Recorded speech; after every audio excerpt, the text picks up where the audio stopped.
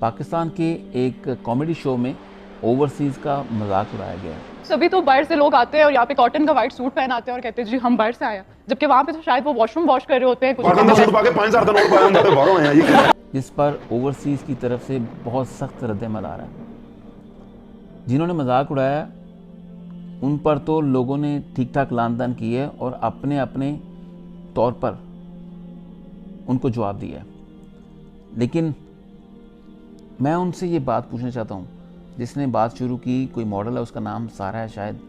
और एक कॉमेडियन है जिन्होंने सेकंड किया और उस चीज़ को कम्प्लीमेंट किया,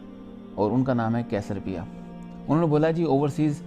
बाहर से आते हैं और आकर कॉटन का सूट पहन के तो कहते जी हम बाहर से आए हैं, और कैसर पिया ने आगे से ये सेकंड किया कि जी जेब में 5,000 का नोट डाल के तो मतलब अकड़ के कुछ, यही उनका कहने का मकसद था।